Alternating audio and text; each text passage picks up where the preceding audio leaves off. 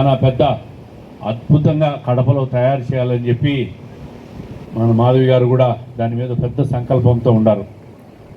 ఈ మధ్యనే ప్లాన్స్ అన్నీ ఇచ్చినాం, ఎస్టిమేట్ దానికి మళ్ళీ నా మీద వేస్తుందిలే,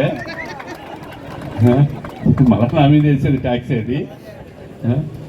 నాగేశ్వరరావు గారు కూడా చెప్పినారు, మీలో ఎవరైనా బలవంతం లేదు, దైవం కోసం ఆ గుడిని 1.5 ఎకరా స్థలం, అది చాలా పెద్దగా అద్భుతంగా తయారు చేయాలి. చిన్నగా ఉంది అది, కడపలో ఎక్కడ నగరంలో ఎక్కడ టెంపుల్ లేదు, దాన్ని బాగా చేయాలని నిర్ణయించినాం. తొందరలో దాని పనులు కూడా ప్రారంభించాలి. కొంచెం ప్లాన్స్ ఏదో ఫైనలైజేషన్లో ఉంది.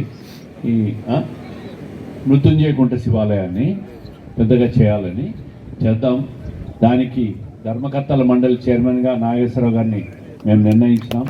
మీరు ఒకటే గుర్తుపెట్టుకోవాలా, ఎప్పుడు ఇన్ని సంవత్సరాలుగా మీ సామాజిక వర్గానికి కడప అసెంబ్లీలో ఏ ప్రాతినిధ్యం ఇవ్వలే. నాకు తెలిసి కడప జిల్లాలో కూడా ఎక్కడ ఇవ్వలే. రాజంపేట ఇది నేను మీరందరూ గమనించాలని చెప్తున్నాను. ఇంకా వాళ్ళు ఇప్పుడు మళ్ళీ తెలుగుదేశం అని తిరుగుతూ ఉంటారు.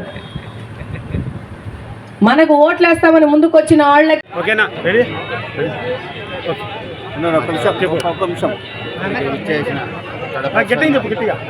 కడప కమ్మ సంఘం సభ్యులందరికీ నా నమస్కారములు.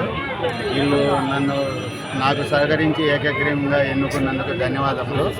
ఈ సంఘాన్ని ముందుకు తీసుకుపోయేదానికి నా సాయశక్తులా కృషి చేస్తానని ఆలోచిస్తున్నాను.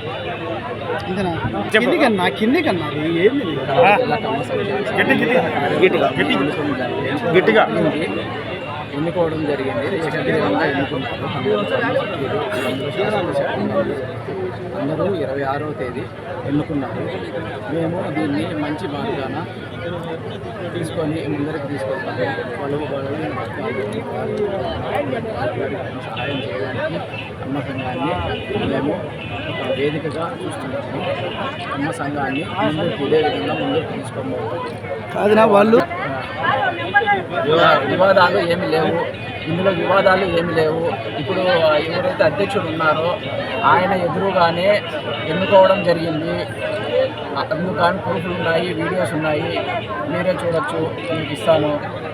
ఇందులో ఏమి అబ్జెక్షన్స్ ఏమీ లేవు. ఎవరో ఒక వ్యక్తి వచ్చేసి ఈ విధంగా నేను ప్రెసిడెంట్ అని ప్రకటించుకోవడము ఇవన్నీ జరిగాయంట, మా దృష్టి కూడా వచ్చాయి. ఇవన్నీ అసలు చాలా ఫేక్ అండి, వాస్తవాలు కాదు. మేము మా ఎన్నిక అనేది ప్రజల సమక్షంలో జరిగింది. అందరూ ఏకగ్రీవంగా ఎన్నుకున్నారు. ఒకరిద్దరు వచ్చేసి దీన్ని పాడు చేయాలని అనుకోవద్దండి దయచేసి.